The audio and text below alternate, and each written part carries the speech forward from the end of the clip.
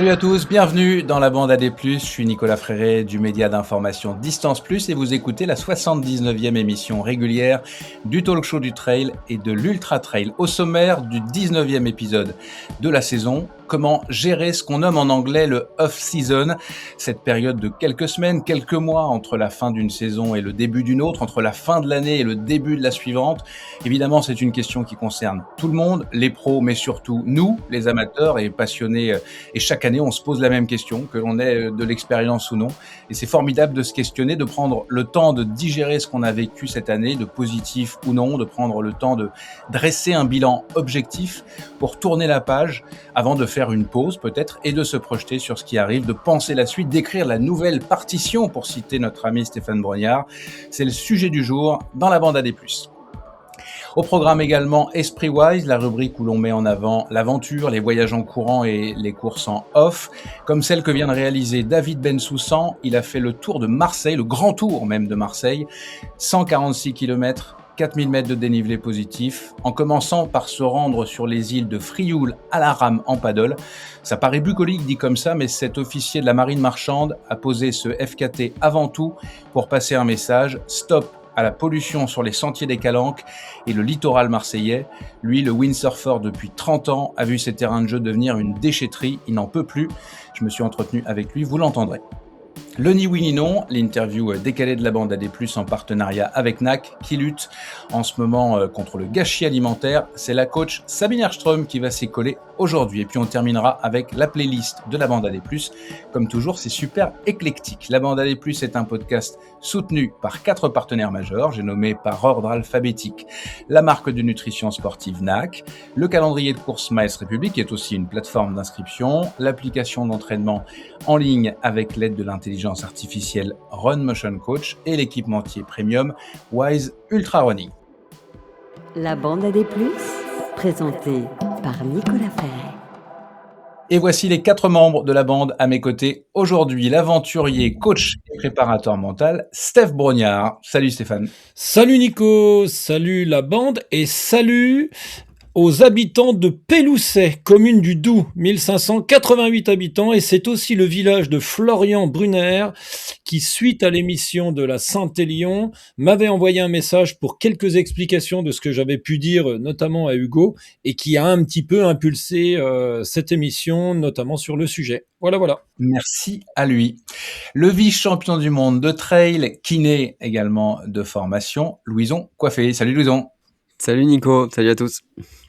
L'athlète, coach et docteur en physiologie du sport, Sabine Erström. Salut Sabine. Salut Nico et salut tout le monde. Et le duc de Savoie, athlète, speaker, organisateur, entrepreneur en série, Hugo Ferrari. Salut Hugo. Salut. La bande AD+, est une émission enregistrée à distance, mais dans les conditions du direct. C'est parti. La bande AD+, le talk show du trail et de l'ultra trail. Alors c'est un sujet marronnier. Un marronnier, ça veut dire qui revient souvent. Comment gérer ce qu'on nomme en anglais le off-season, la fin de saison, la saison morte, cette période de quelques semaines, pour certains quelques mois, entre la fin de la saison et le début d'une autre. Qu'est-ce qu'il faut faire? Qu'est-ce qu'il ne faut pas faire? Quel temps faut-il prendre? Quelles ressources il faut-il regagner? C'est le sujet donc qui nous a été on va dire, je sais même pas s'il nous a encouragés dans cette direction-là, mais c'est finalement le fait que cet auditeur nous écrive qui nous a donné envie. En tout cas, Steph, c'est toi qui m'as dit, il faut vraiment qu'on fasse ce sujet qui te tient particulièrement à cœur. Donc, je vais te donner la parole à toi d'abord, Stéphane. Est-ce que toi déjà, question basique, tu recommandes une coupure? Oui, alors une coupure, et je suis pas tellement d'accord avec cette histoire de off ou de saison morte. Bien au contraire, j'ai l'impression que c'est presque une saison très constructive qui nous permet notamment de faire des vraies analyses, d'avoir un vrai regard sur sa pratique. Alors j'ai envie de dire, et Hugo va peut-être sourire parce que effectivement je lui en ai déjà pas mal parlé quelque part dans nos interviews de l'année dernière. C'est aussi des moments qui, alors lui il a ses façons façon de faire. Mais moi, je trouve aussi que j'ai envie de respecter aussi des cycles hormonaux de l'être humain. J'ai aussi envie de respecter l'univers et l'énergie qu'il y a autour de nous sous nos latitudes. On voit bien qu'à partir de fin novembre, il y a une vraie baisse, un peu comme les arbres, la sève descend. On a un vrai repos naturel qui nous fait écho. On en avait déjà parlé au moment de la Saint-Élion. Je trouvais qu'au mois de décembre, le fait d'avoir naturellement envie de se recroqueviller un petit peu sur soi-même, comme pouvaient le faire nos anciens, à rester un peu plus chez soi, à passer peut-être du temps à analyser correctement qu'est-ce que je vais retirer de ma saison précédente, et puis de véritablement laisser un repos du corps, la disponibilité mentale, de pas toujours être dans cette activité mentale qui turbine autour de cette activité, qu'on ait la chance aussi peut-être de se cultiver, de se renseigner et de faire des vrais bilans. Ça me semble être une période, notamment le mois de novembre, me semble être une belle période, sans compter peut-être des vrais soucis de blessures récurrentes, de petits bobos qui peuvent durer, et véritablement on essaye de calmer un petit peu tout ça avant de peut-être tout doucement reprendre une activité de préparation physique générale plutôt à partir de fin novembre, début décembre. Alors tu parlais aussi d'une préparation qui s'appelle la partition. Effectivement, analyser correctement sa pratique. Il y a des personnes qui commencent le trail au bout de 2-3 ans. Il y a des gens, ça fait 10-15 ans qui font du trail. Et je pense que les envies et que ce qui nous pousse à vouloir continuer cette activité évolue aussi au cours du temps. Et c'est quand même bien d'avoir un temps chaque année où on se pose les vraies bonnes questions, de se dire quelles sont mes intentions et mes envies personnelles profondes dans mon développement personnel. Alors oui, effectivement, ce qui me donne envie de continuer à faire quelque chose dans mon développement personnel autour de l'activité physique et sportive, elle était peut-être très compétitive il y a quelques années, elle devient plus dans la découverte, elle deviendrait peut-être même plutôt multisport en y ajoutant du bikepacking et pas faire que du trail tout au long de l'année. Et ça vaut le coup de se poser ces questions, parce que sinon on répertorie on fait tout le temps les mêmes années, et puis peut-être qu'à arrivé un moment on se retrouve face à un échec psychologique ou un échec physique parce qu'on s'est pas posé ces vraies bonnes questions. Et je crois aussi que pendant cette période, ça vaut le coup. On l'avait dit en rigolant entre nous, Nico.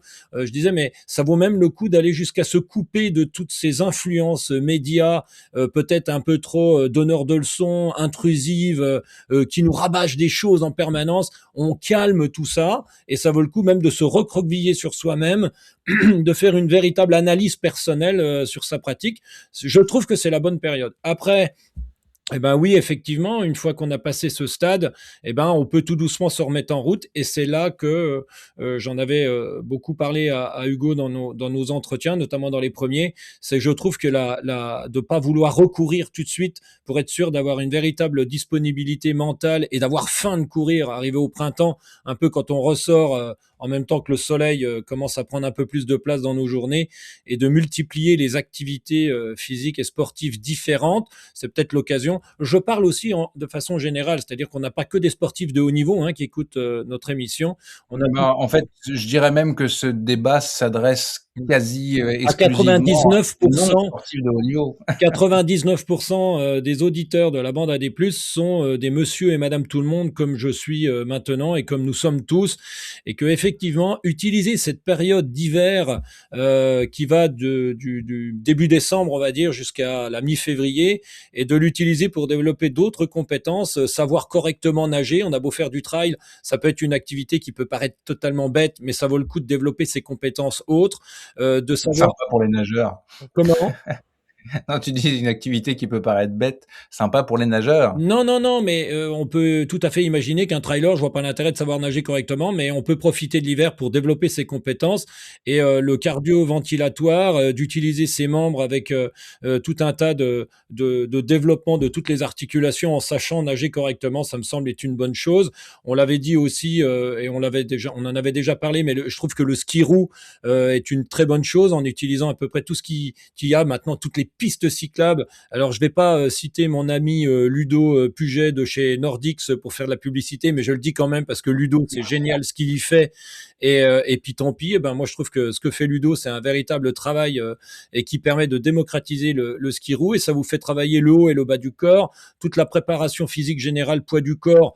Ça avait été un débat l'année dernière avec Thomas qui disait OK Steph, la préparation physique générale poids du corps est une très bonne chose, mais n'oublions pas, si on a les compétences ou si on s'entoure de gens très compétents, d'y mettre un peu plus de poids en utilisant des salles de sport appropriées avec de véritables professionnels pour pas vous nous faire n'importe quoi, est vraiment une très bonne chose tout au long de l'hiver pour éviter tout ce qui est blessure. Il y a aussi un rôle social là-dedans. C'est l'occasion d'aller se rejoindre un petit club d'athlétisme, au moins une séance par semaine, de pas être que dans son coin. Enfin, tous ces éléments l'hiver, je trouve que entre ce moment où on arrête totalement la fin de saison vers le octobre, novembre, les dernières compétitions, d'avoir un véritable pause de 15 jours pour pouvoir véritablement totalement décrocher entièrement de tout ça et de pas s'y remettre plein ballon en disant il faut à tout prix que je cours, que j'aille faire de la vitesse, que j'apprenne à tout ça.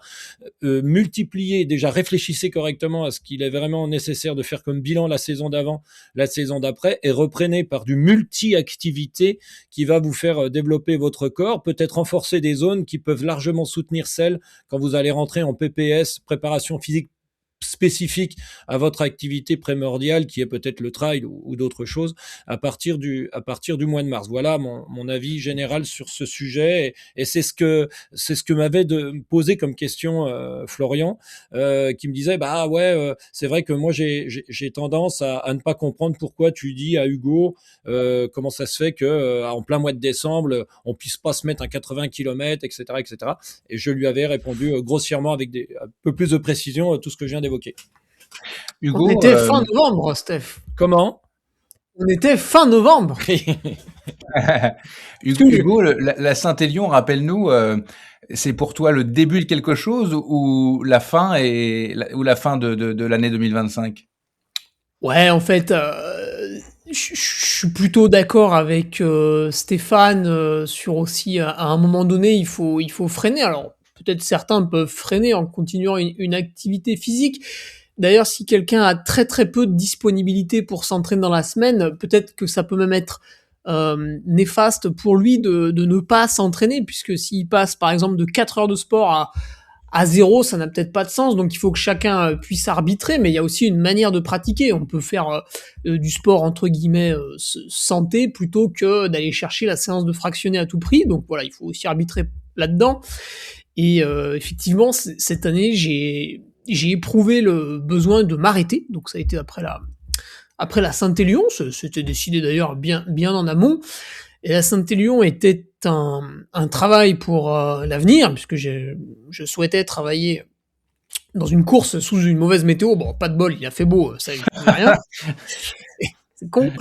Et elle s'inscrivait aussi dans le cadre d'un autre développement, même si derrière cette Saint-Élion, je m'arrête, entre guillemets, pour redémarrer doucement, mais il y avait des enseignements à tirer, comme par exemple accepter un départ loin dans le peloton, me familiariser avec cette chose-là. C'est des enseignements que j'ai pu prendre et dont je me servirai plus tard. Mais là, en tout cas, je suis en train gentiment de me remettre au sport. Et pareil, si ma coupure a été peut-être un peu courte par rapport à ce que font certains, puisque j'ai dû faire 2 semaines sans activité. Et encore, il est possible que j'ai pris le vélo pour aller au travail parfois, ou que j'ai marché une dizaine de kilomètres un jour où il faisait beau. Mais la reprise est très douce, donc ce qui fait que finalement, en termes de souffrance que j'inflige à mon corps à travers l'entraînement, ce ne sont pas 2 semaines d'inactivité, mais c'est un peu plus.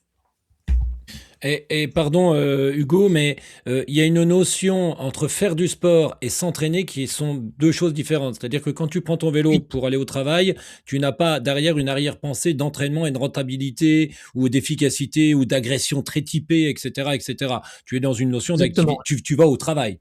Tu n'es pas en train de faire une activité physique. Tu es en train d'aller au travail. Ça aussi, c'est une notion. Ouais, c'est ce que je veux dire. Hugo, est-ce que par le passé, tu as pu être obsessionnel dans le côté ne pas s'arrêter ou tu as toujours eu ce côté raisonnable de faire, alors une pause, ça veut pas forcément dire s'arrêter, mais de couper d'une certaine manière entre l'entraînement et puis l'entraînement d'une année et puis le début d'entraînement de l'autre, s'arrêter, est-ce que ça a déjà été un problème psychologiquement parlant?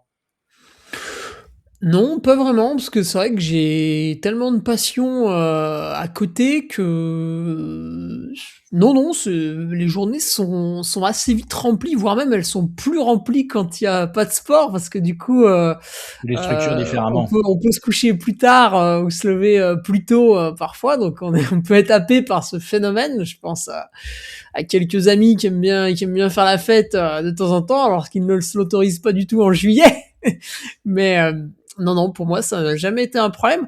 Par contre, quelque chose d'intéressant, c'est que des fois, je n'ai pas effectué de coupure parce que l'année, en fait, le projet se déroulait peut-être sur 2 ans et pas uniquement sur 1 an. Mmh.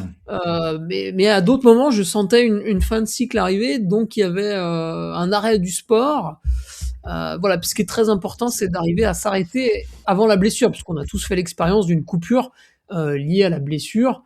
Et ça, c'est vrai que ça bouleverse l'année. Ça peut pousser du coup à ne pas s'arrêter en fin d'année, mais plus tard, parce qu'on a été blessé un peu avant. Et il faut faire attention justement à ce cercle qui rompt l'espèce d'harmonie habituelle, puisque c'est vrai qu'on le ressent tous. Stéphane a essayé de mettre des mots là-dessus, mais on le ressent tous. Voilà, l'hiver, on a quand même moins envie de faire 10 heures de rando course qu'en plein mois de juillet.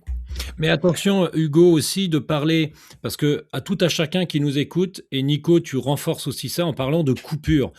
On n'a pas parlé de coupure, ne coupons pas, mais ça veut dire qu'on transfère aussi du côté physique au côté peut-être mental, au côté peut-être bien-être, qui font partie du développement personnel. On est, pour la plupart de tous, nous tous pratiquants, nous ne sommes pas, ce n'est pas notre travail d'aller s'entraîner pour pouvoir performer et en vivre. Peut-être que de la part de Louison, de la part de quelques athlètes, effectivement, c'est leur travail. Nous, c'est notre développement personnel. Nous avons notre travail et notre vie de famille. C'est-à-dire qu'on ne va pas forcément couper, mais on va porter notre attention vers autre chose. Organisation d'un voyage, le sens à donner à notre pratique, c'est quand même des heures à passer, à se préparer des courses, des offs, organiser sa saison, se matérialiser quelque chose, c'est des heures de passer. Le matériel, effectivement, il y a tout un tas de choses à faire. Ce n'est pas une coupure, c'est-à-dire qu'on va transférer du physique plutôt vers le mental, plutôt des choses d'intérieur, ou voir une autre activité plus douce. C'est l'occasion de découvrir le yoga, etc., etc.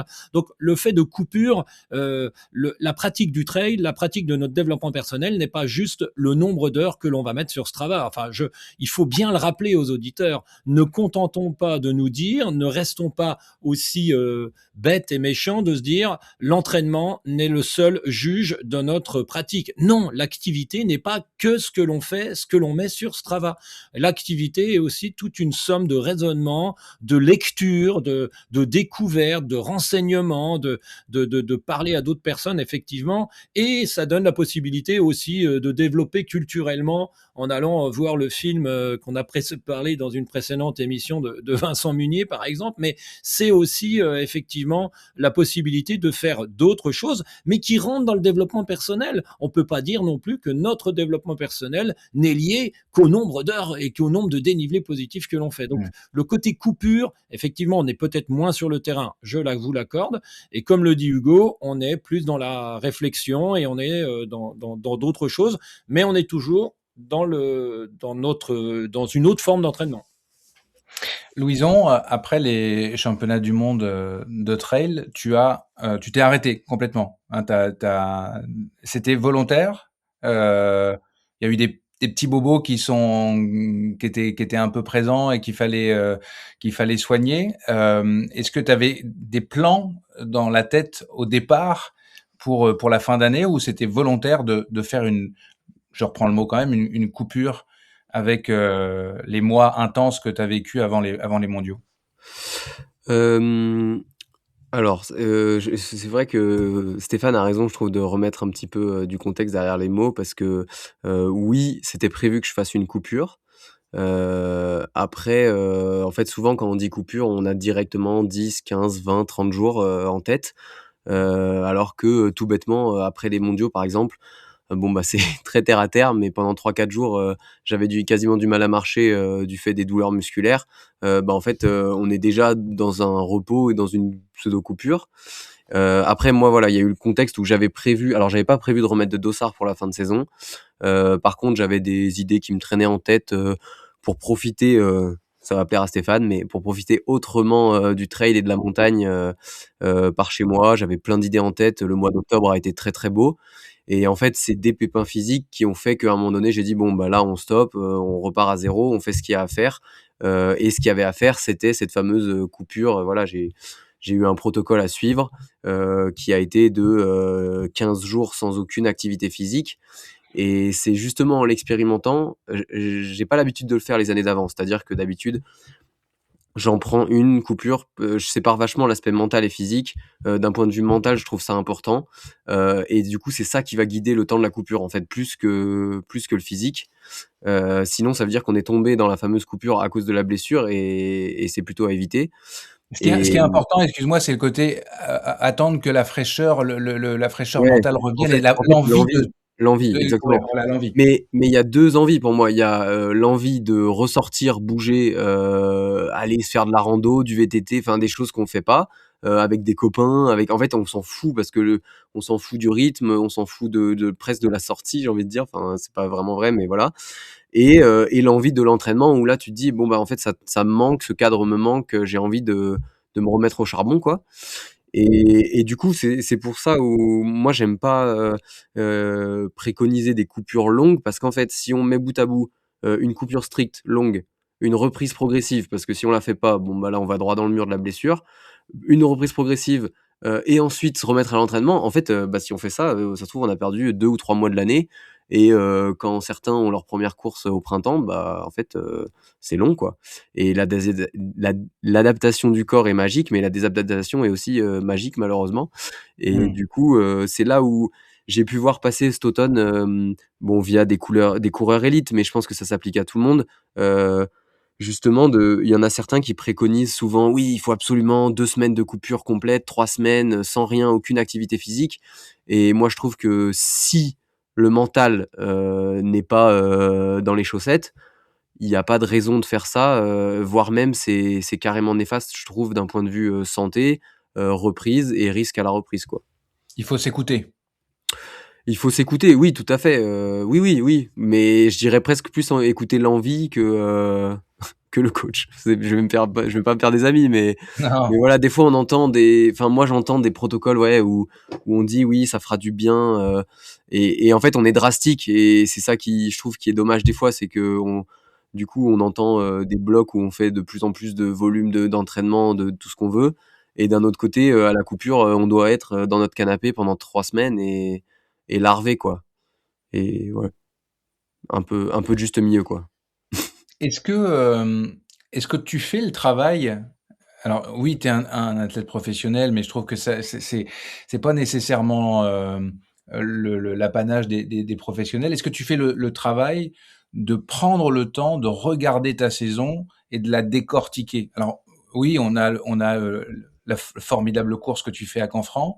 Il y a aussi une année qui est compliquée en début d'année parce que tu te blesses rapidement et cetera. Est-ce que tu refais l'histoire de cette année-là et tu la détricotes pour essayer de justement que l'année 2026 soit plus proche de Canfranc que de la première partie d'année, par exemple? Ouais, Ou est-ce bien que tu sûr, passes bien sûr. dessus parce que tu as suffisamment pensé? Tu en as suffi tu Bah, je pense que quand ça arrive, déjà on en fait, assez rapidement, on essaye d'en tirer des leçons. Mais en fait, c'est comme si à la fin de saison, bah, on a une globalité. Au lieu d'être focus, je sais pas, par exemple, dans mon cas, au printemps, on aurait pu être un peu alarmiste parce que je me suis blessé assez tôt, ça a duré assez longtemps, j'ai été assez contraint. Bah, en fait, si on met que ça, dans la parenthèse, bah, forcément, c'est entre guillemets «la saison, elle est pourrie». Alors qu'en fait, là, quand on prend tout le global, il y a d'autres enseignements à en tirer. Et donc c'est pour ça que c'est très intéressant de le faire après et moi je trouve ça intéressant aussi de le faire, ça peut être, du coup pendant cette fameuse coupure, mais de le faire, mine de rien, une fois que mentalement on est prêt à se replonger dans le monde du trail, assez rapidement je trouve pour avoir le temps aussi d'y revenir en fait et pas, le faire, je sais pas moi, en fait quand on doit reprendre l'entraînement, parce que enfin je trouve que c'est un cheminement assez long mentalement de se dire, bah, en fait, quels ont été les enseignements? Quelles sont mes envies? Qu'est-ce qui est possible de faire? Et en plus, enfin, ouais, il y a plein de possibilités et du coup, de pouvoir y revenir, une fois que ça a mûri, tout ça, je trouve ça important. Donc moi, c'est un processus que j'adore et qui est plutôt long et que j'aime faire durer aussi, quoi. Et le processus de regarder devant, de se dire: «Tiens, qu'est-ce que je vais faire l'année prochaine?» Ça, D'abord c'est peut-être que c'était déjà fixé, mais là, tu as déjà une bonne idée de ce à quoi ça va ressembler? ouais, ça c'est le plus excitant presque, dans le début de saison. Tu sais, on prend une page blanche Ouais. et il y a tout à faire. Enfin, il y a tout à faire, oui, alors plus ça va et plus on a des idées, à moyen long terme. Mais là, j'ai une trame, oui, j'ai une trame très précise, on va dire. Après, bah, l'année dernière, ça me l'a appris, c'est que dès le mois d'avril, j'ai dû réviser ma trame. Donc, bah, on Ouais, verra, je le souhaite pas, tu mais avais notamment été, bah, tu avais joué, mais tout seul, à la Réunion, je me souviens, sur la fin d'année, je crois, hein? Tu étais, allé bien t'amuser en faisant quelques records et cetera. Est-ce que ça finalement été, avec le recul, un peu fatal à ton année? Le fait de non, je pense pas. non. Non, je pense pas, même au contraire, c'était la première fois où j'expérimentais de courir aussi tard dans l'année, bah, parce que les conditions Ouais. me le permettaient et niveau forme et tout ça, ça a été plutôt bénéfique. Après, bon, on peut toujours, voir, les choses sous différents angles, hein, mais je pense Mmh. pas que ce soit ça l'élément perturbateur du début de saison, en tout cas. Et puis là, bah, toi, on le dit souvent, donc tu es dans les Hautes-Alpes, il y a de la neige, enfin, en tout cas, au moins dans les hauteurs. Tu es un skieur, tu fais du ski alpinisme. Donc là, tu es dans cette phase où, ton entraînement est essentiellement, du ski. Est-ce que tu mets quand même, de l'entraînement en course à pied déjà ou pas du tout pendant cette période? Non, bah, ça, c'est pareil, c'est des enseignements, j'ai testé une année de quasiment pas courir de l'hiver et en fait, bah, j'y reviens et je crois que je suis pas le seul dans ce cas-là aussi, hein, tous les enfin, je dirais la grande majorité des trailers qui s'entraînent en ski. En fait, c'est juste, la part des 2 sports qu'on nivelle, quoi, si en été, j'ai 80 de course à pied, bah, en hiver, je vais en avoir 20 et 80 de ski, quoi, grosso modo, Mais pas d'arrêt. mais pas d'arrêt et même, là, cet hiver, je vais essayer même de courir un petit peu plus que le mois de janvier, février, mars dernier, quoi, par exemple. Et comme kiné, est-ce que comment dire? Tu recommandes cette, période un peu plus molle, un peu plus on a du temps pour dire aux gens qui nous écoutent, «Allez soigner vos bobos», les bobos qui sont lancinants, qui peut-être vous empêchent pas de courir et cetera, mais prenez ce temps-là pour aller chez les kinés, aller faire du diagnostic, par exemple, Ouais. de petites choses un peu lancinantes comme ça? Bah, oui, oui, carrément, parce qu'en fait, en tant que kiné, c'est jamais dans l'urgence qu'on fait du bon boulot.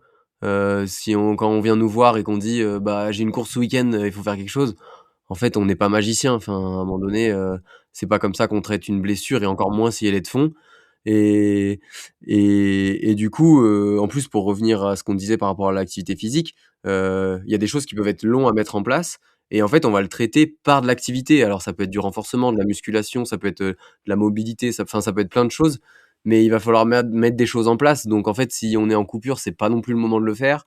Donc en fait, à la reprise, enfin, je parle bien de la coupure, stricte, hein, comme certains préconisent. À la reprise et sur cette, off season comme tu disais, qui dure, quelques semaines ou quelques mois, oui, évidemment que moi je trouve c'est pertinent de remettre les compteurs à zéro sur les blessures, ouais. Et c'est bien ce que dit Louison. Alors j'ai tendance à expliquer ça aux athlètes que j'accompagne, qu'il y a une vraie différence entre agresser son corps pour obtenir, l'envie au corps de mettre en place des adaptations et obtenir, des fonctionnements et des choses dans le corps et la récupération, souvent un mot, ça veut dire: «Bon, je fais pas grand-chose entre 2 choses». Je pense que le travail de kiné, le travail des professionnels de santé, même des psys, parce qu'il y a tout un tas de personnes, si vous leur donnez la possibilité de dire que vous n'allez pas courir, rien que de ne pas mettre son activité sur Strava, il y a déjà des gens qui sont en train de trembler tel un alcoolique. Pardon, on en connaît tous.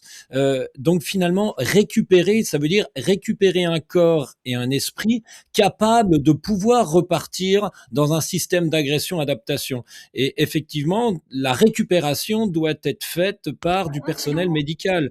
Ça va de la psychologie au physique, et Louison là a un rôle énorme. Et l'activité physique de récupération pour obtenir un corps qui peut de nouveau repartir au combat, j'ai envie de dire, ou véritablement dans ce qui nous intéresse, Louison, il a un rôle majeur et tous les services de santé liés à notre activité ont un rôle majeur là-dedans et c'est presque une clé dans l'activité. Il y a une vraie différence entre récupérer un corps avec tout un tas d'exercices. Et je pense que Sabine, tout comme moi, le nombre d'athlètes où à un moment, je leur dis, ah, attention, je ne rentre plus dans votre démarche, c'est plus à moi pendant cette période-là. Le relais va être pris, c'est un aveu de faiblesse nécessaire parce que ce ne sont pas mes compétences, de dire à un athlète ou à un compétiteur ou à quelqu'un qui fait une activité physique pour son développement personnel, de lui dire, ce n'est plus de mon ressort parce que moi, je suis dans des principes d'agression-adaptation. Tu dois te rapprocher d'un kiné, d'un psy, d'un ostéopathe, de quelqu'un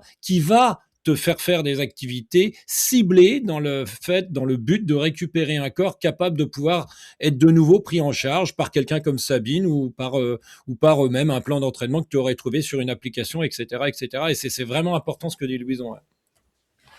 Sabine, deux volets, le tien, ta réalité à toi. Donc tu as quitté malheureusement l'endurance trail des Templiers blessé.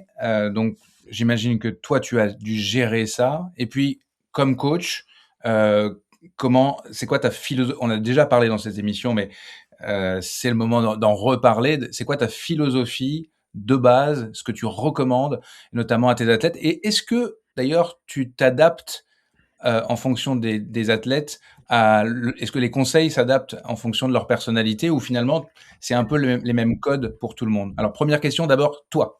Oui, la philosophie, c'est la même pour tous ceux que j'entraîne et pour moi. Par contre, la façon de faire, elle est vraiment différente, pour chacun et chacune, selon le quotidien. Donc, je vais prendre dans l'ordre de tes questions. Pour moi, c'est vrai que du coup, je finis sur une course que je ne finis pas, sur une blessure qui m'a finalement embêtée toute l'année et que je croyais réglée et qui l'est pas.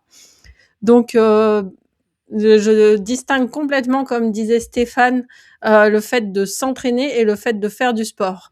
Donc moi, ma première partie, ça a été une coupure de toute activité, comme je disais. Donc je suis partie en vacances à Naples. Le but n'était pas de faire du sport. D'ailleurs, je me suis rendu compte que quand je fais mes bagages pour pas faire de sport, en fait, ça va très vite de faire des bagages sans affaire de sport. Donc ça, c'était la vraie coupure. Après, je suis revenue chez moi.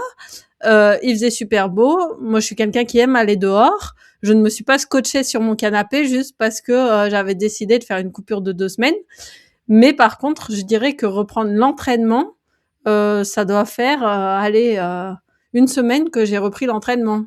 Parce qu'en fait, jusque-là, je faisais selon les conditions, selon le temps que j'avais, les envies que j'avais, juste de l'activité physique, mais qui était pas du tout orientée vers le fait de se dire j'ai le marathon de Milan le 12 avril prochain ou j'ai envie de progresser en descente et tout. C'était oui aussi en fonction du genou, comment il allait et puis de la neige qui était tombée, etc.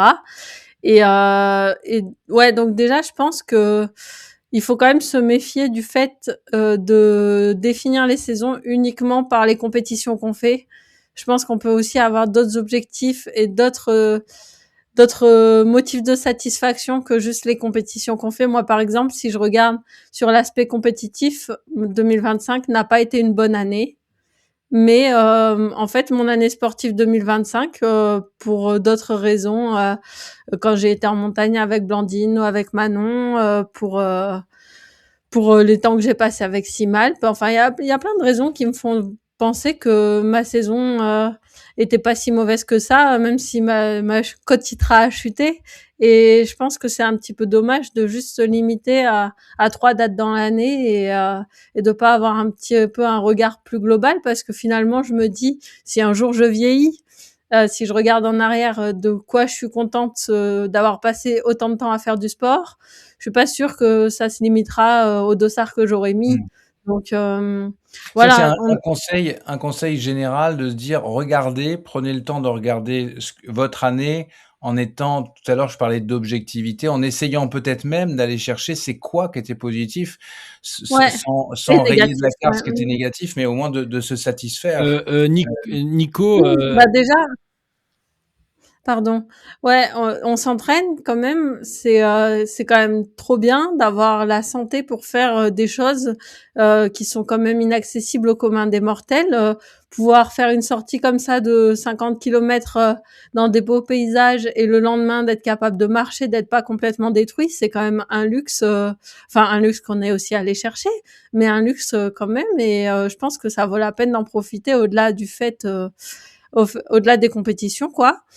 Et voilà. Et après, ben sur la coupure, je dirais qu'il y a vraiment l'aspect physiologique et l'aspect mental qui peuvent parfois ne pas être concordants. Mettons, si on regarde les études scientifiques, tu peux tout de suite paniquer à voir combien de VO2 max et d'autres paramètres déclinent vite avec l'arrêt de l'activité physique. Et donc, tu vas avoir des recommandations qui s'adressent souvent aux footballeurs parce que c'est là où il y a eu l'argent pendant très longtemps, pendant leur coupure estivale où il n'y a pas les coachs avec eux, de maintenir quelques séances de sprint, etc. Donc pour certaines personnes, ça peut être intéressant comme ça de maximiser l'aspect physiologique, mais si en fait le fait de te dire faut que j'aille faire mes sprints et tout, en fait ça a un coût mental pour préserver quelques points de VO2 max que tu pourrais regagner finalement une fois en quelques semaines, une fois l'entraînement encadré repris. Je dirais que du coup là je bascule sur ta deuxième question. En fonction des gens que j'entraîne, il y en a qui ont vraiment besoin en fait de vacances de coach. Moi j'appelle ça sur Nolio, je trace comme ça le mois, il y a rien et puis ils entendent pas parler de moi et ils font en fait les gens aiment le sport, donc ils vont pas passer un mois à rien faire du tout. Si c'est après un ultra, ben ils vont souvent passer quand même 2 semaines, 3 semaines à rien faire parfois ou juste des petites marches et tout. Et puis après, ben juste par le fait que t'aimes le sport, tu vas prendre le vélo pour aller faire un tour, etc. Mais comme le disaient mes camarades, c'est pas s'entraîner et c'est pas du tout la même contrainte mentale que de suivre un planning calibré pour préparer tel ou tel objectif. Et je pense qu'il y a vraiment besoin comme ça de temps mort et de temps faible dans la saison. Et c'est pas forcément une grosse coupure dans l'année. Et puis le reste du temps, je suis dans un entraînement cadré. Ça peut être aussi un temps mort, par exemple en ce moment, un temps fort de 4 mois pour préparer un objectif, puis se laisser derrière cet objectif encore un mois où finalement d'abord une période de repos total puis une période d'activité libre et comme ça d'avoir comme en fait des blocs d'entraînement cadrés qui sont plus ciblés dans la saison parce que tu sais que d'un point aussi sur ton aspect familial, sur ton aspect professionnel, ça va être un peu plus coûteux et que tu peux pas maintenir ce niveau d'implication là toute l'année, donc plutôt de choisir des moments où tu vas être vraiment à mettre le sport un niveau de priorité assez important dans ta vie et puis d'autres moments où c'est juste un accompagnement qui est plus de l'ordre de l'hygiène de vie que vraiment de l'entraînement cadré, quoi. Et être capable, c'est bien ce que tu dis Sabine, et être capable de le justifier à soi-même et aux autres. Ce que je veux dire par là, c'est que pendant cette période où, par exemple, Sabine fait des repos de coach pendant 3 semaines, un mois, ou même carrément des vraies périodes où on relâche la pression psychologique ou la dépendance ou tous les mots qu'on a envie d'y mettre derrière, posez-vous aussi tout un tas de bonnes questions. C'est-à-dire que la saison d'avant, comme si on tournait une page et qu'on voulait avoir réglé correctement ses affaires pour passer à autre chose.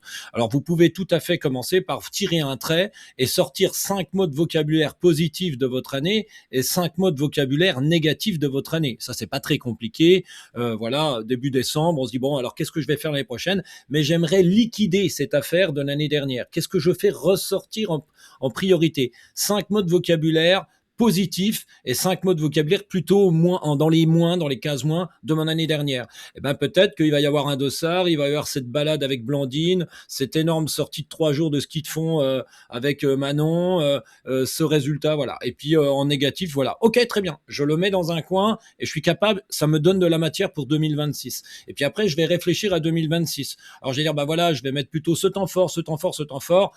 Mais surtout, avant de penser ce temps fort, on va se dire, mais qu'est-ce qui me pousse personnellement au plus profond de moi-même pour avoir envie de découler vers cette épreuve et cette épreuve. Soyez capable de vous justifier à vous-même pour quelle raison la plus profonde et presque vitale il est vraiment nécessaire de vous inscrire à telle course, de faire telle off et de faire telle chose. Mais de façon les plus profondes. Parce que ça va aussi vous donner un argumentaire pour être capable d'expliquer à votre famille qu'à partir de la fin mars jusqu'à la mi-juillet, vous allez redoubler d'heures.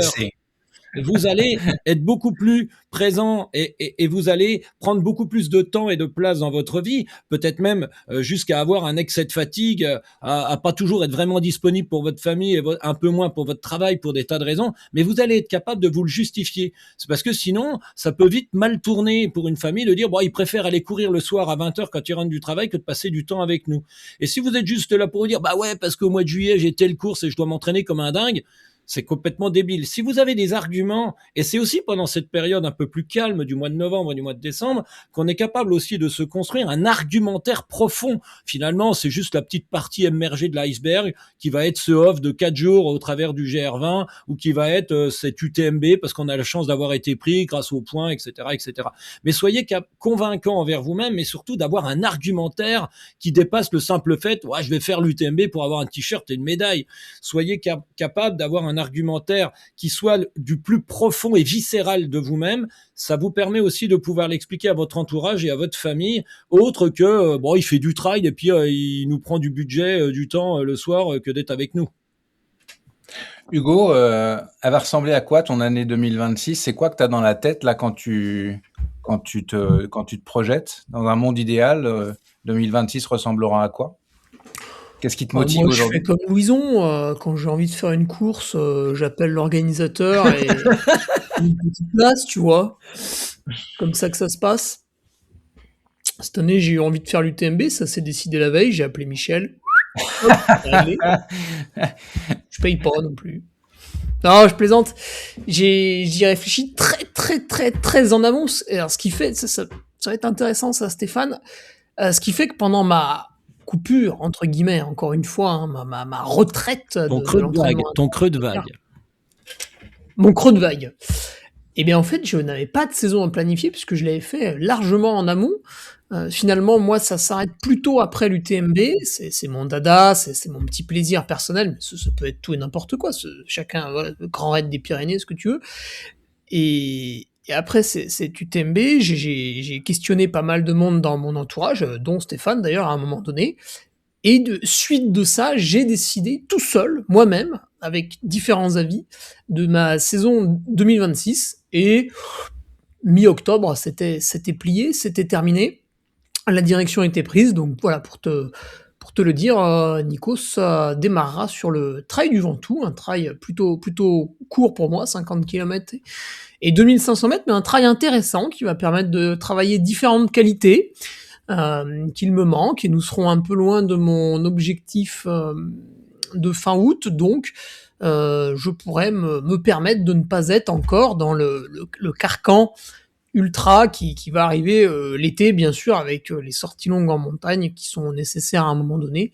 Ça va permettre de travailler d'autres points que j'identifie comme étant des points faibles. Alors il y en a beaucoup, on peut pas tous les faire en une fois, mais voilà, une petite liste, et on verra l'année d'après s'il y en a d'autres à faire qui sont devenus peut-être plus importants.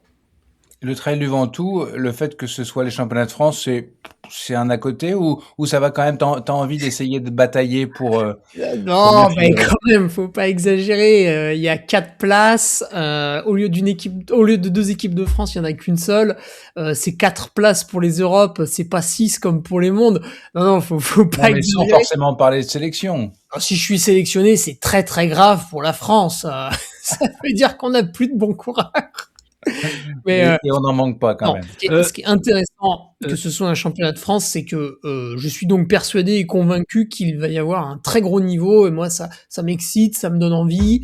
Ça va être l'occasion de revoir tout un tas de gens qui sont finalement quelque part aussi mes amis, puisque je les interviewe tous les lundis.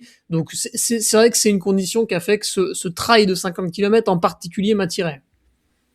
Impeccable. Hugo, Donc là, aujourd'hui, excuse-moi Steph, donc là aujourd'hui, Peut-être que j'aurai la mauvaise météo de la Saint-Élion pour ah ouais, travailler c'est cet ça, aspect, il y hein, a la parce neige. qu'on ne sait pas. Donc c'est Ventoux, UTMB et autre chose ou pas du tout? Ah oui, après, il y en a d'autres. Il y a le Ventoux de l'UTMB, comme ça, pas de jaloux, tu vois, Le j'aurais Grand fait Raid 2. du Ventoux, ouais, tout le monde, personne t'en voudra. Voilà, le retour au 90 du Mont Blanc, qui est Ah quand même oui! sympa. Et voilà, des courses aussi proches de la maison, puisque le plus loin, ce sera le Ventoux d'ailleurs. Ah oui, donc c'est quand même un très très beau programme. Excuse-moi, Steph, tu voulais. Ouais, Hugo, alors j'en profite aussi pour dire, il dit un truc qui est vraiment intéressant. Il n'a pas été derrière. Une fois. Comment? Ouais, il dit des fois. Non, il dit beaucoup de choses intéressantes, ce mec-là. Alors, il parle de fin août. Il dit, moi, je suis câblé fin août et à partir de fin août, ma saison est un peu terminée. Et ça, c'est pareil. Il y a beaucoup d'athlètes qui nous écoutent et qui ont un objectif qui peut aller jusqu'à entre septembre, octobre, qui sont la grosse période, peut-être fin de saison, et que pour aller à ce fameux 1er novembre, où on a vraiment l'impression qu'on relâche toute cette activité prenante, psychologique, et qu'on en profite pour réfléchir, etc., tout ce qu'on vient de parler avant. Profiter de cette période, enfin, moi, je pense que Sabine dit exactement la même chose que moi, utiliser cette période pour en profiter, pour accentuer un point fort. J'ai des qualités dans ce domaine-là, c'est toujours plus agréable d'augmenter son point fort que de ramer à son point faible. C'est pas souvent celui qu'on aime le plus faire. Profitez-en pour appuyer ce point fort, pour être encore meilleur dans ce truc-là. Ou véritablement, comme le dit Hugo, pendant cette période qui est plutôt ma saison est terminée psychologiquement, il y a un vrai relâchement, il y a 3 semaines d'arrêt total parce que physiquement, j'ai plus envie, c'est plus possible, j'ai des bobos après un ultra. Mais après, il reste encore 3 semaines, peut-être un mois jusqu'à ce fameux mois de novembre où on va passer dans une autre saison, etc. Je travaille un point fort. Alors, moi, c'est la vitesse. Alors, je vais davantage accentuer ma vitesse, faire des séances. J'ai un véritable point Même faible. pour les vieux comme moi, Je sais où il n'y a pas, plus quel rien est à ton point tirer. fort? T'es peut-être. J'en ai pas. Mais si, on a forcément quelque chose qu'on préfère faire et il y a peut-être un point faible, c'est-à-dire que dans la liste des caractéristiques nécessaires pour les activités physiques et sportives que l'on pratique, par exemple le trail long, court, plutôt cavé, j'en sais rien, il y a vraiment un domaine sur lequel il est vraiment handicapant dans l'ensemble de mon panel. Je suis plutôt moyen partout, mais ce truc-là est vraiment handicapant. Eh ben, profitez-en d'avoir une vraie relâche, de n'accentuer votre activité physique que là-dessus. Alors, on va véritablement se renseigner. On va peut-être prendre les conseils de quelqu'un et puis on va s'octroyer le droit de prendre un coach pendant 2 mois que sur ce sujet-là pour véritablement. Et puis, ça nous donne un jeu différent que une saison complète avec tout un tas de séances particulières pour préparer l'UTMB, etc. Là, on va jouer que sur un domaine. Ça peut être vraiment sympa de découvrir d'autres façons de faire et on accentue parce que c'est vraiment une verrue dans l'ensemble de mon activité. Ou en troisième possibilité, dans ce fameuse fin de saison, on va dire, entre l'objectif principal comme l'UTMB Hugo et cette période creuse, c'est d'avoir de la suite dans les idées. C'est-à-dire qu'on a déjà une petite idée sur ce qui va se passer l'année prochaine et on peut peut-être déjà aller titiller quelques éléments. Peut-être que l'année prochaine, je n'ai pas envie de faire que du trail et j'ai peut-être envie de découvrir le bikepacking ou le ski roue pendant cet hiver ou quelque chose, ou même je vais passer sur du trail long. Ah ouais, ok, très bien. Et donc, on va arriver à avoir besoin de travailler peut-être déjà de débroussailler un petit peu cette nouvelle activité qui va arriver dans ma vie l'année prochaine pour pas que ce soit au mois de mars quand l'hiver est terminé et qu'on repart, de peut-être déjà avoir un petit peu titillé cette nouvelle activité ou ce nouveau domaine. J'ai véritablement envie de travailler le trail long, voire très très long. Et ben peut-être qu'il y a des aspects qui sont pas que physiques et qui me permettent de passer du temps, d'avoir une randonnée de 10 heures, 15 heures ou de 2 jours en montagne. Je l'ai jamais fait. C'est l'occasion d'aller titiller de nouvelles choses pour ne pas non plus découvrir totalement cette nouvelle activité arrivée au mois de mars et d'utiliser cette période et qui est plutôt ludique et sous forme de jeu, entre guillemets, mais qui maintient une activité, mais qui donne une bonne raison aussi de se lever le matin et d'avoir de véritables raisons d'aller sur le sentier entre ce fameux mois d'octobre et mois de novembre, voire décembre, qui est une période un peu creuse avant d'aller vers cette période PPG, etc., écriture de partition. Pardon, c'était juste un petit détail comme ça, Hugo, je rebondissais sur ce que tu disais. Louison, avant de peut-être nous dire toi aussi quelles vont être les courses où on te verra, je viens d'entendre PPG, dont on avait déjà parlé tout à l'heure. Est-ce que le PPG, alors qui est pas forcément un point fort pour les uns et les autres, c'est fondamental. Mettons, nos auditeurs, parmi nos auditeurs, il y a certainement des gens qui détestent ça. de faire du renforcement musculaire, de la préparation physique générale, etc. Est-ce que le message, c'est faites-en quand même, parce que être fort, être plus fort, même si ça nous enquiquine, c'est nécessaire pour la suite, et notamment pour la prévention des blessures. Ou est-ce qu'on peut, pour les gens qui détestent ça, s'en passer? Ben, franchement, je vais pas dire un truc que j'ai pas fait pendant longtemps, mais enfin, alors, d'un point de vue prévention des blessures, ce qui est quand même plutôt prouvé maintenant, c'est que oui, ça prévient les blessures, mais par contre, des fois, quand on entend PPG, on entend faire 1 minute de gainage, 3 squats poids du corps, et à la limite, on prend un pack d'eau et on va faire 2 sauts avec, et on arrête la séance là. Ça, je crois que on va pas bien loin avec ça. Et du coup, ça veut dire, encore une fois, développer de la force, donc souvent des charges lourdes ou alors des exercices de puissance. Donc, enfin, c'est des choses quand même assez précises et qui sont pas forcément faciles à réaliser non plus. On en revient à ce que disait Stéphane sur l'encadrement. Ça peut très bien se faire dans des salles de sport, mais en fait, souvent, ce qu'on trouve sur les applications un peu toutes faites, c'est pas personnalisé, c'est encore moins personnalisé au trail. Et du coup, en fait, on risque de faire quelque chose qui, alors, au pire, ça fera pas de mal, hein. Ça fera pas de mal, ça fera bouger, ça fait de l'activité physique. Mais si le but, c'est de prévenir une blessure ou de s'améliorer dans un domaine très précis comme le trail, moi, j'ai peur que ça apporte rien à la personne. Et du coup, voilà, c'est pour ça que je parle, par exemple, de mon cas. Maintenant, comme on se fait entraîner en trail par quelqu'un, et ben moi, je bosse avec quelqu'un pour la prépa physique où c'est son dada, c'est son domaine, et il connaît soit mes problématiques de blessure, soit mes besoins physiques pour le trail, et on axe là-dessus, et c'est assez précis. Mais je trouve que c'est un truc qui est souvent galvaudé, mais même par des kinés, hein, qui en fait, on va faire du renforcement musculaire comme à une personne âgée, par exemple, et parce qu'on n'a pas de matériel ou quoi avec soi, on va reproduire la même chose avec des actifs, des sportifs, et en fait, on n'a pas du tout le même effet, quoi.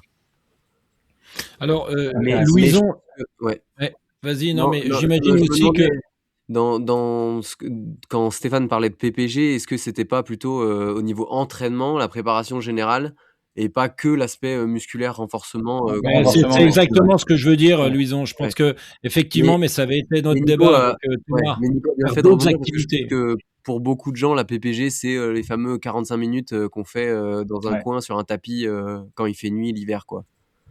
Alors ça peut en faire partie parce que c'est une activité un peu quand on sort à 19h30 ou 19h du travail dans le cloître, c'est quand même très sympa d'être dans sa petite grotte et d'avoir ce genre d'activité. Bon, moi je suis assez fan et j'adore les heures de corde à sauter et effectivement de tout ce qui va avec, mais associé à du derby roller, à du ski de rando, à de l'escalade, à tout ça, c'est ça, les amplitudes articulaires qu'on n'a pas l'habitude d'avoir tout au long de l'année quand on fait que du trail, que courir, c'est important quand même d'avoir cette... Enfin, moi, je pense aux amplitudes articulaires parce que j'ai 50 ans, mais je pense que tout le monde peut penser déjà rapidement à ces amplitudes articulaires, à faire travailler l'ensemble de ses muscles de tout son corps. Ça me semble, c'est pas que dans cette petite salle de sport avec un tapis. Effectivement, c'est aussi tout un tas d'autres activités. Et effectivement, pour le coureur qui représente la masse, avoir sur 5 séances d'activité physique et sportive, d'en avoir une, voire deux, consacrées à de la course à pied, et voire de la course à pied mélangée dedans avec 5 minutes de footing, quelques fentes, ça, si, c'est du trail mixte, on va appeler ça comme ça, d'avoir une véritable travail de trail, et que le reste, ce soit et une salle avec des activités physiques type PPG, poids du corps, ou accompagné de quelqu'un, mais accompagné aussi de roller, de ski, effectivement de tout un tas d'activités. C'est ça la période de préparation physique générale, et je pense qu'on est d'accord, Louison, sur les mots, quoi. Louison, ton année 2026, ça va ressembler à quoi? Oh, laisse-moi du contenu pour mes réseaux, après j'ai plus rien à mettre. Ah, Merci, Non, bravo, Louison. je te le tease parce que Hugo l'a dit, mais du coup on se retrouvera au 90 déjà. oh, magnifique. Mais pas aux France. Il me laisse le champ libre. Bon, on s'en Plus qu'à reparlera battre alors. Roubiol, Cardin, Cachard. Sabine, ton année 2026, enfin, comment tu l'entrevois déjà par rapport à ta blessure aussi et comment tu l'envisages aujourd'hui avec prudence ou avec ambition? Beaucoup d'ambition, énormément d'ambition. Équipe de France de Je veux marathon. battre Hugo. Je veux battre Hugo sur le 90 km du Mont Blanc. Non, ouais, c'est vrai qu'il y a cette petite épée de Damoclès du genou, mais en même temps, je peux pas partir du principe que ça ne va pas aller parce que c'est aller sur l'échappée belle qui était quand même assez raide et tout. Donc oui, marathon de Milan du coup le 12 avril. Très contente de retourner sur la route et en Italie parce que j'adore courir en Italie. Après, normalement, je serai au Swiss Canyon Trail sur le 80 km. Mais là, c'est pareil. J'espère que le genou va aimer parce que en termes de profil, ça ressemble quand même beaucoup au Templier. Mais bon, d'ici là, il y aura eu beaucoup de séances de kiné aussi. Donc, j'espère être sortie d'affaire. Et après, j'aimerais courir à la maison sur l'UT4M 100. UT4M Voilà. 100, impeccable. 100? Et en plus, ce Oui, ne le 100. sont que des courses qui sont soit à côté de chez moi, soit accessibles en train. Donc, Comme Hugo. ça tombe bien. C'est parfait. Parfait. Et j'ai réalisé par rapport à Louison, 90 du Mont Blanc, ça m'a pas sonné une cloche au début, mais c'est là où tu as explosé au grand jour avec une deuxième place derrière Germain Grangier. Donc, on a bien hâte, Louison, de te voir là-bas. Et Swiss Canyon, est-ce que ce sera avec Manon? Parce que c'est chez elle, hein. C'est chez elle, ouais. Elle m'a dit qu'elle me ferait probablement l'assistance, donc ça tombe bien. Mais Ah bah, oui, à la formidable. base, j'étais déjà allée en fait en 2023. Je voulais faire le 80. J'avais déjà des soucis de genoux, donc j'avais fait un plus petit parcours. Mais l'idée, c'est cette fois-ci de faire un plus grand parcours pour découvrir un peu plus les canyons que j'ai pas beaucoup vu sur le 30 Ouais. km. Bon, et toi, Stéphane, rien en 2026, on est d'accord? Presque La rien. clé de 12. Ah, mais non, mais non. D'ailleurs, Sabine, ce serait bien qu'il y ait un jour une femme qui termine la clé de 12 et ce serait chouette que ce soit toi. Moi, je dis ça, je dis rien, hein. Bah, t'as vu, j'ai rien en fin de saison après l'UT4M. Non, Ah, figure-toi que moi, je vais partir en balade. Alors, ma saison, elle commence déjà un petit peu à se dessiner. Malgré qu'on fasse du trail aventure, on écrit quand même une saison. On écrit quand même des choses. On écrit quand même une partition. Tout au début du printemps, j'aimerais bien tester cette nouvelle trace il y a un FKT qui prend les 14 sommets de plus de 1300 mètres d'altitude dans les Vosges, qui existe, mais côté Colmar, en partant côté alsacien, et il n'y en a pas de côté vosgien, en partant de Gérardmer. Et donc, effectivement, je vais tester une trace de 122 km avec 6 mm de dénivelé positif au départ de Gérardmer, au printemps, ou quand ce sera possible, ça peut être jouable dès que c'est jouable, c'est de tester cette trace et pourquoi pas d'en faire un FKT. Ensuite, on a déjà calé fin mai, je dis on, mais ce sera peut-être tout seul ou sûrement à deux avec mon équipier PTL, un aller-retour GR20, comme l'année dernière, ça s'était avorté avec Christophe Nonorgue, mais là, ce sera en aller-retour fin mai, juste après l'ouverture qui est un côté aventureux, juste à l'ouverture des refuges. Et puis, si tout va bien et que c'est calé, je fête mon 50e anniversaire à partir du 28 juillet sur la Via Alpina, entre 35 et 40 jours. Voilà. fantastique. Et j'avais juste une question pratique, Stéphane. Là. Quand tu fais ton off dans les Vosges, tu pars avec tout sur le dos, tu fais des courses, tu te fais des petites déposes par-ci par-là. Tu fais comment ? Oui, alors pour 120 km, avec un sac Wise typé aventure, tu peux largement y mettre dedans tout ce qu'il est nécessaire, hormis l'eau, mais dans les Vosges, il suffit de se baisser pour remplir sa gourde, et on va partir, comme c'est un peu une découverte du parcours, 122 km, 6 mm de dénivelé positif, avec à peu près tout sur le dos, on va dire entre 24 et 30 heures, ou peut-être un peu moins de 24 heures, enfin dans ces eaux-là, donc je pense avoir relativement j'aurai tout sur moi, hormis l'eau que je chercherai.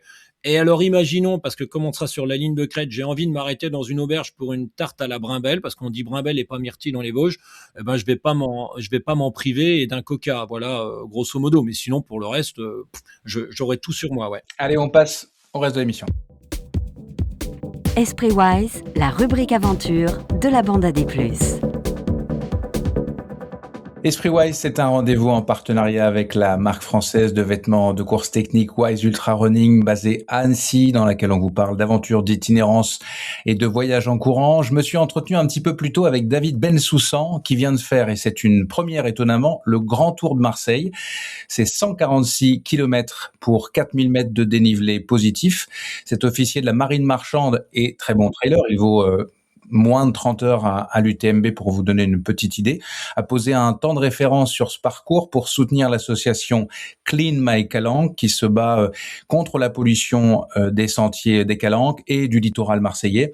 David vit à Marseille depuis toujours et il fait de la planche à voile depuis 30 ans, il a 36 ans. Il a malheureusement vu ses terrains de jeu devenir une déchetterie. Je vous laisse écouter notre échange. Salut David. Salut Nico. Raconte-moi un petit peu cette aventure. Alors toi, t'es coutumier du fait, t'aimes bien les aventures. Et là, il y avait un petit supplément d'âme pour ce contour intégral de Marseille. C'est né comment, d'abord, cette histoire-là? Alors, moi, je suis marseillais et passionné par ma ville et passionné de sport ultra-endurance. Donc, je suis friand de défis de ce genre et suite à en avoir fait un l'année dernière sur une durée de 24 heures aussi pour récolter des dons pour les sauveteurs en mer de Marseille. T'avais fait des up and down. C'est ça, donc 24 heures de dénivelé positif sur une bosse de 60 mètres juste au-dessus de chez moi. Là, sur Et quelle bosse? C'était une bosse mémorable. Notre-Dame de la Garde qui est là pour... c'est une basilique qui est une église qui est là pour veiller sur les marins, sur les Marseillais. Donc tu es toi-même marin, tu fais partie de la... Enfin, tu es la marine marchande, puis un grand passionné de sport nautique, dont la planche à voile, le windsurf, que je pratique ici à Marseille. Et donc ça me tenait à cœur de soutenir les sauveteurs en mer qui sont bénévoles et qui sont disponibles H24 toute l'année pour assister, secourir les personnes en mer. Et donc j'ai pu récolter quelques milliers d'euros pour l'association des sauveteurs en faisant un peu plus de 10 000 mètres de dénivelé sur cette bosse. Un super événement. Voilà, c'était à la même période, début décembre. Donc c'est la période aussi où les gens sont généreux. Ça tombe pendant à peu près le Téléthon. Donc là, avant les fêtes de Noël, c'était vraiment le moment parfait. Et cette année, j'ai voulu renouveler l'opération avec une autre cause qui me tient à cœur en tant que Marseillais. C'est le soutenir une association qui s'appelle Clean My Calanque, qui sensibilise les Marseillais et organise des collectes de déchets au quotidien. Parce que c'est vrai que Marseille est réputé pour ça, malheureusement. On a des calanques incroyables, on a des plages incroyables, un décor magique que beaucoup nous envient. Mais quand on regarde l'état des plages, c'est un scandale. Voilà, je pratique la planche à voile toute l'année et au milieu des déchets très souvent. Donc j'ai voulu soutenir pour ce nouveau défi. Donc l'idée c'était de faire le tour de Marseille. Donc j'ai tapé Marseille dans Google, ça m'a sorti la délimitation du coup officielle de la ville et j'ai tracé un parcours qui suit au plus proche ses limites administratives.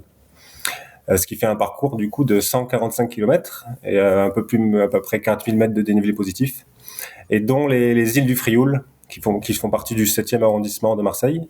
Donc je les ai pas oubliées. J'ai également fait le tour en courant de ces îles et que j'ai rejoint à la rame en paddleboard. 4 km, c'est ça le pourtour des îles du Frioul? 2 km autour environ, avec un sac étanche. Avec mes affaires de trail dans le sac T'as commencé par ça d'ailleurs, hein? C'est ça. Donc j'ai commencé à partir le Vallon des Offres, un endroit très très carte postale de Marseille avec un port très pittoresque, pour rejoindre les îles du Frioul à la rame au samedi matin.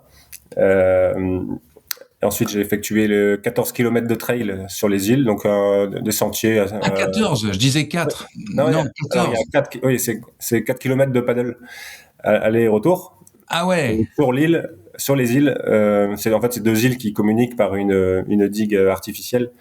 Et là, ça fait 14 km de trail avec quelques passages un peu techniques, dont une grosse chute dès le début de la partie trail, qui aurait pu Peut-être impacter alors je prends l'ensemble. plus rarement, mais parce que je suis habitué en plus par du très technique dans les calanques. Avec l'excitation, j'étais vraiment, je sentais que mes jambes étaient au top. Je me suis dit, ah, ça va être une super journée pour ce défi. Je me sens bien. Et moment d'inattention, et là, grosse chute. J'ai cru que l'aventure allait s'arrêter net. Mais c'est reparti. Alors, ça va. Et c'est assez génial d'avoir en plus dans ce cadre-là une vraie diversité de parcours. Alors, je fais clin d'œil parce que on a aussi beaucoup de Parisiens parmi nos auditeurs, mais 146 kilomètres pour Marseille contre une petite cinquantaine seulement pour faire le Tour de Paris. Ouais, c'est ça. En plus, l'année dernière, j'étais de passage à Paris. Je me suis amusé à faire le GR75.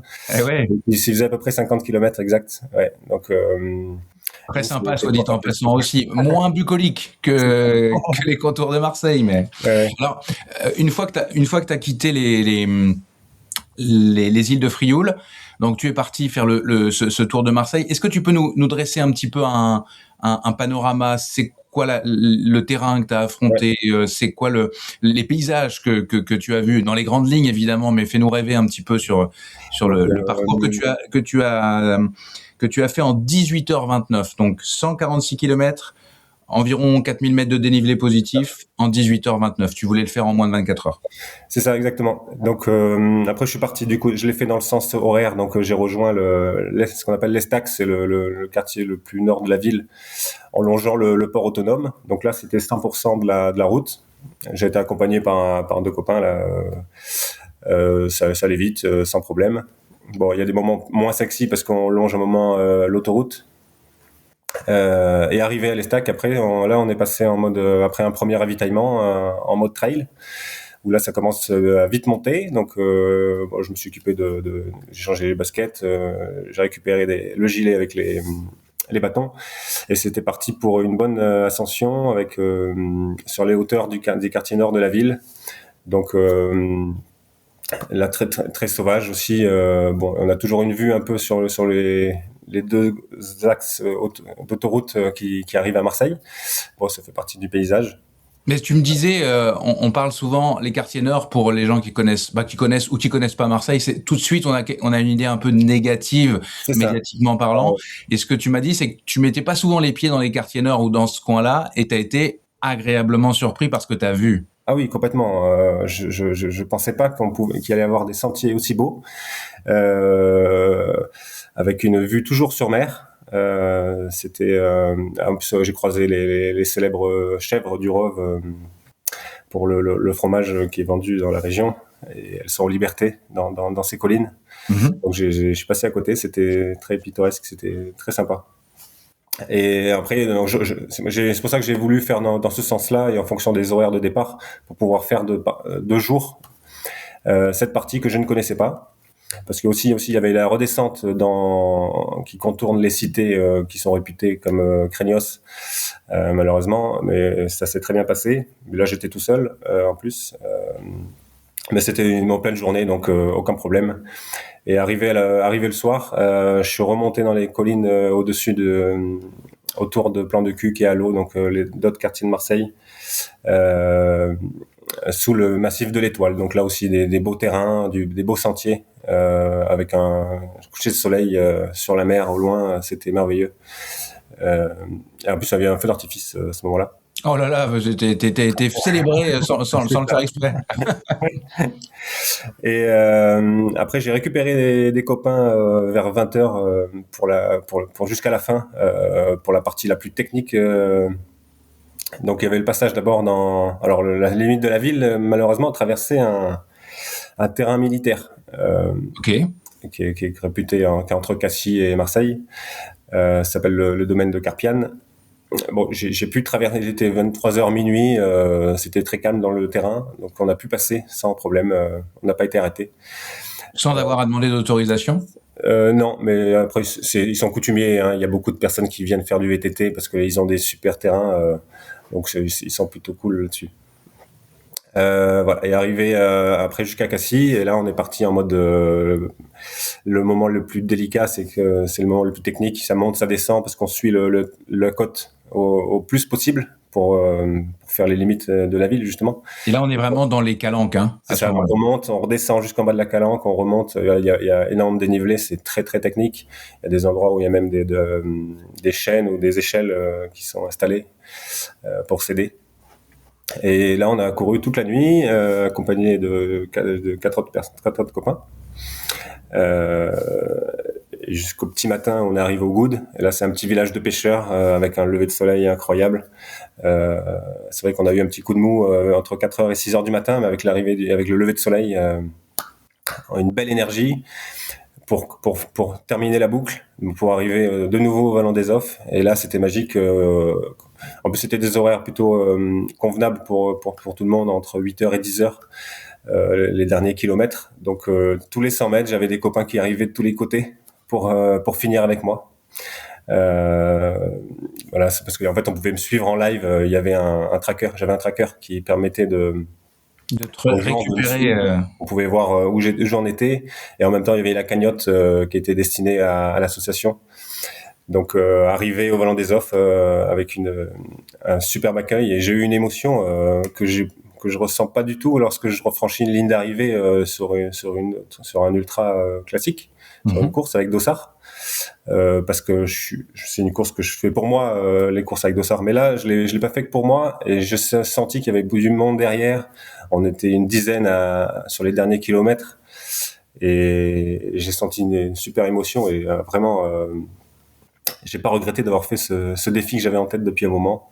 C'était une super expérience. Est-ce que tu sais si ce contour de la ville avait déjà été fait Non, il n'a jamais été fait. La première fois. Ça, c'est incroyable. Oui, tout à fait. Et d'ailleurs, je l'ai. Le FKT finalement. Je l'ai envoyé sur le site FKT et j'adorerais que quelqu'un puisse vouloir tenter de le refaire. Mais c'est sûr. Mais là, tu viens de faire un premier jalon, mais c'est sûr que ça va être refait. C'est obligatoire. Les calanques, pour toi, est-ce que c'est l'un des plus beaux spots pour courir en France ? Alors, on est entre colline et mer. C'est un super terrain de jeu. En plus, c'est ultra technique. Donc, c'est vrai que moi, j'adore aller aussi en montagne, dans les Alpes. C'est vrai que ça paraît plus facile, du coup, les terrains des Alpes après un entraînement dans les calanques. Ouais, j'ai des très bons copains coureurs. Un que tu connais, qui a déjà intervenu dans la bande AD+, c'est Martin Kern. Bien sûr. Qui vient souvent à Marseille, parce on était au lycée ensemble. Et un gars des écrins, lui, ceci dit. Oui, il vient des écrins. Et quand il vient à Marseille, on court toujours ensemble dans les calanques, et il le reconnaît. C'est un beau terrain de jeu.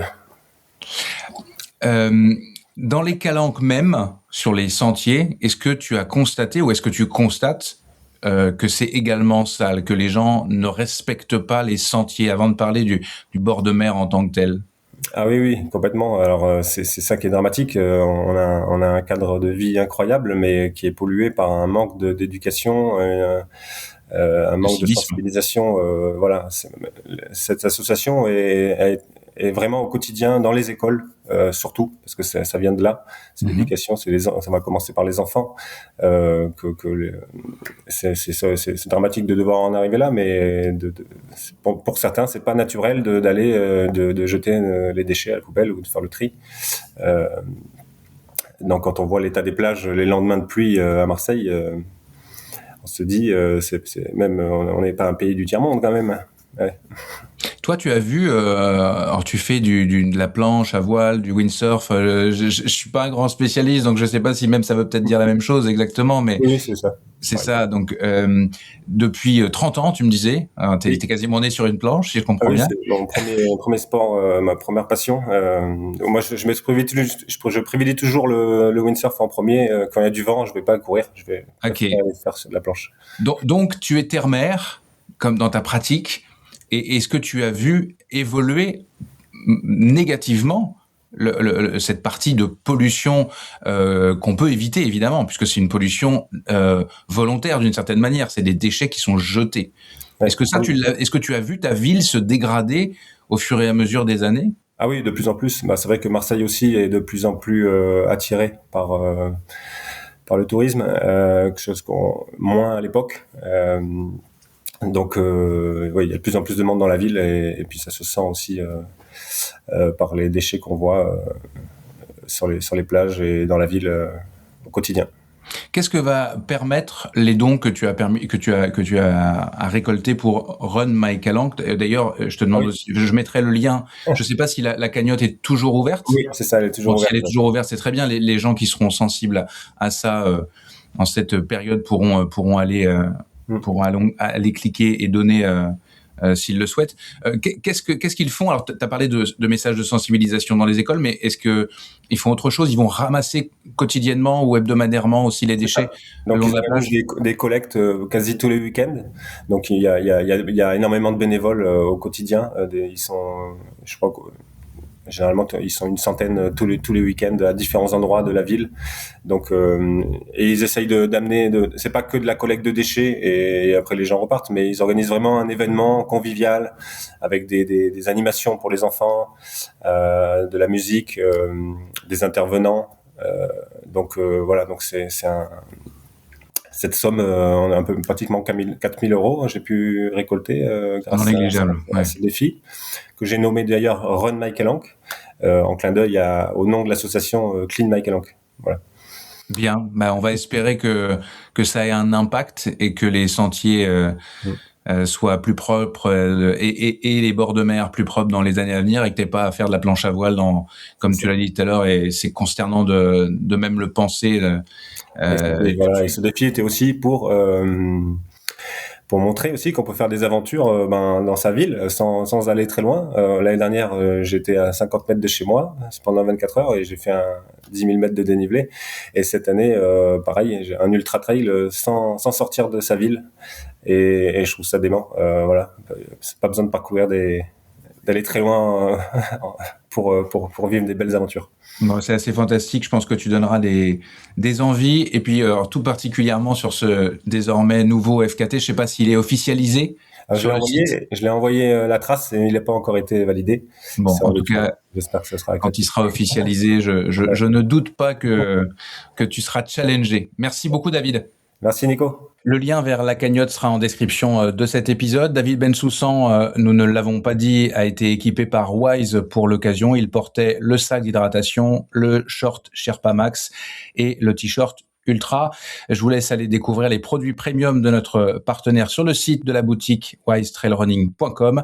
Le catalogue de Wise est fabuleux, mais il est minimaliste. Il n'y a pas 50 gammes, juste une pour chaque équipement. Et vous ne retrouverez les vêtements Wise que de couleur noire ou blanche. Il n'y aura pas d'autres couleurs que ça.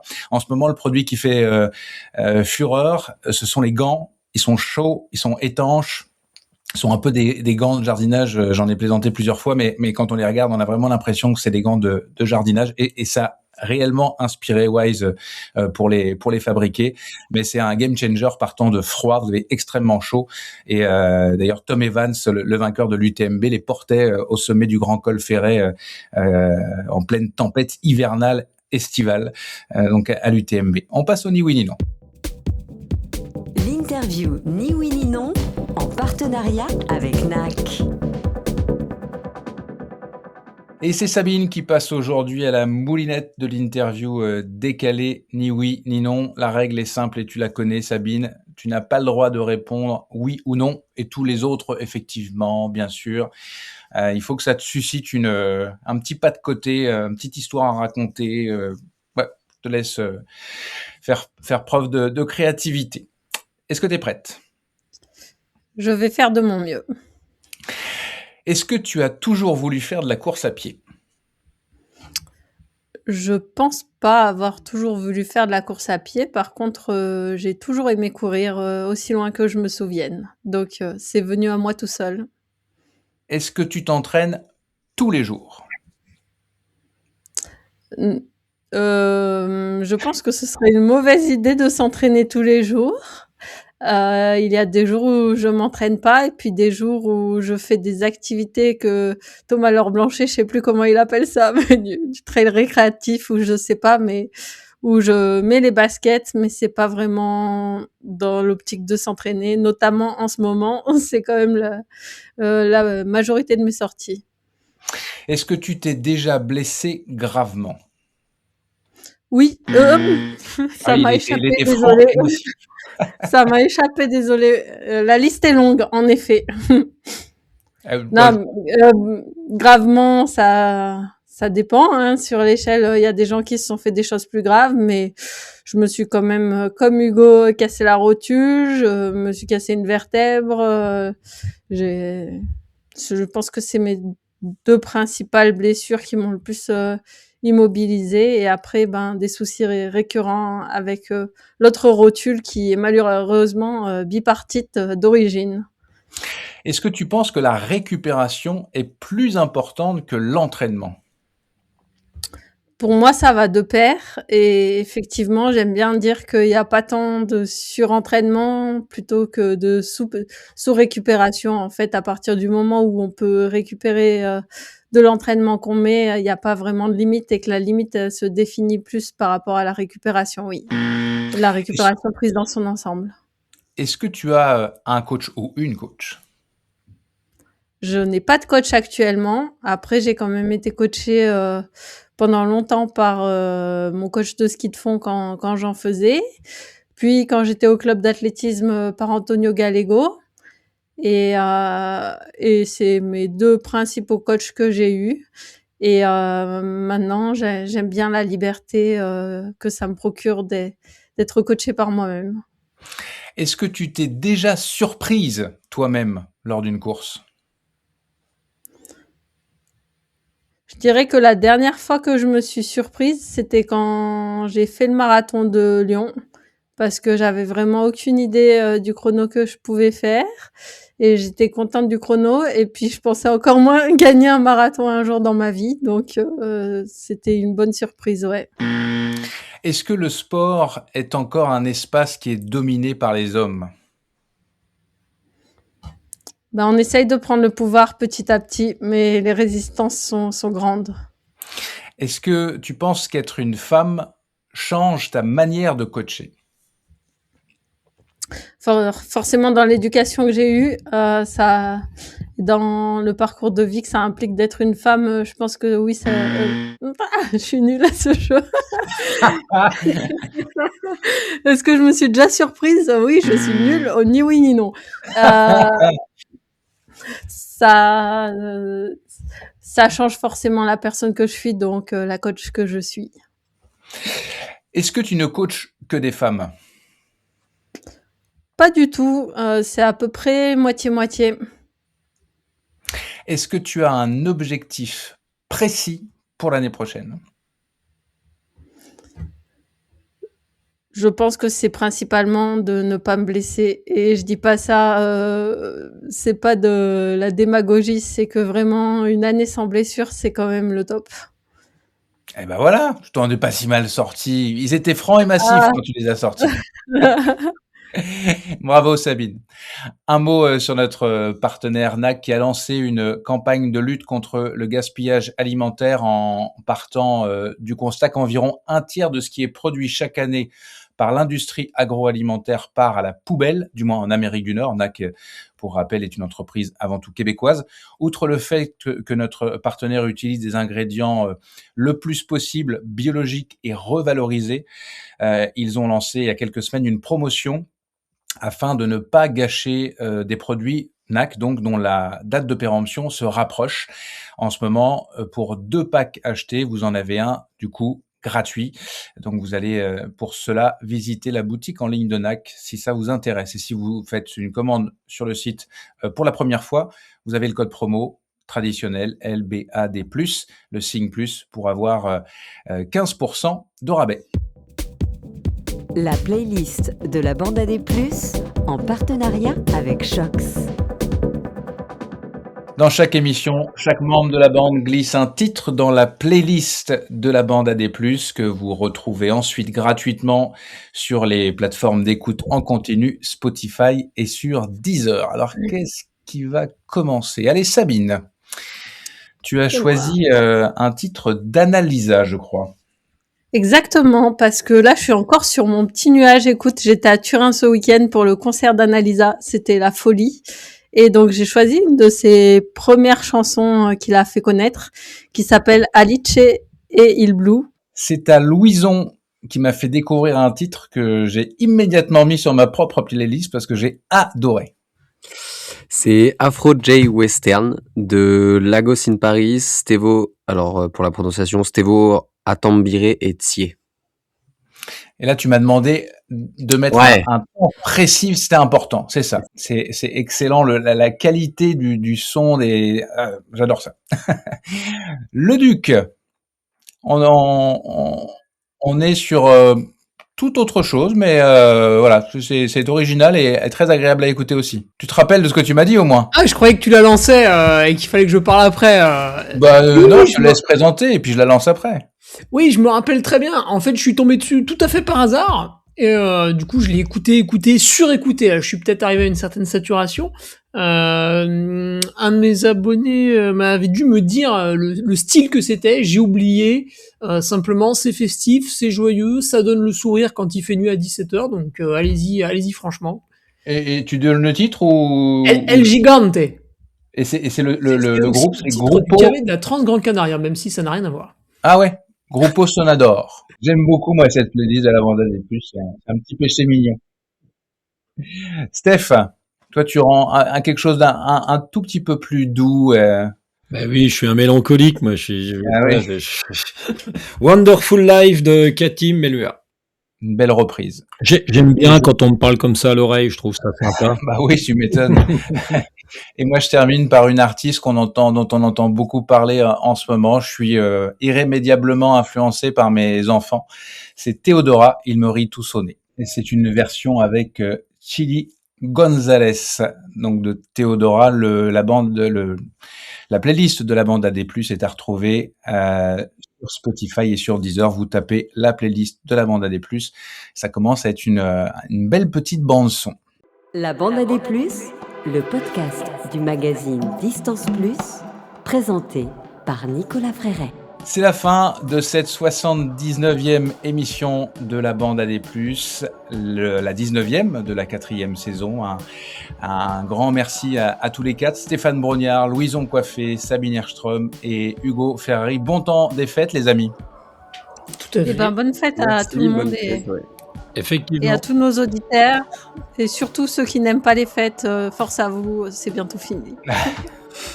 Je souhaite évidemment de très belles fêtes à tous les autres membres de la bande, à savoir Véronique Billa, Ludo Collet, Sissi Cusso, Jean-Michel Fort-Vincent, Marianne Hogan, Blandine Lirondelle, Thomas Laure-Blanchet, Florence Morisseau, Fiona Porte et Robin Schmitt, des genoux dans le gif. La bande AD+, est une émission présentée par Distance Plus et concoctée par les productions D+. Je suis Nicolas Fréret et j'ai le plaisir d'animer ce talk show du trail et de l'ultra trail pour la 4e saison consécutive. Un grand merci aux partenaires majeurs de cette saison 4 de la bande AD+. J'ai nommé Wise Ultra Running, Run Motion Coach, Miles Republic et NAC.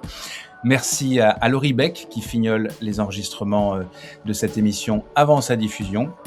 Merci à Baptiste Ballet pour tout son travail à mes côtés depuis 2020 pour Distance Plus et depuis 2022 dans la bande AD+. Baptiste va prendre un petit peu de recul et j'en profite pour remercier toute mon équipe parce qu'au-delà de la bande AD+, il y a l'équipe de Distance Plus que j'ai la joie de voir grandir. Je lève donc mon chapeau à Baptiste, bien sûr, mais aussi à Franck Berthaud, Florent Beaufils, Julian Claros, Alexandre Ferreira, Julie Kermarek, Clément Lenné, Amélie Macedo, Mélissa Mergoal, Chloé Robodeau, Maria Semergian et Aurore Taren, oui, et mon partenaire Manu Guyot. Merci à tous, sincèrement. À plus dans la bande AD+.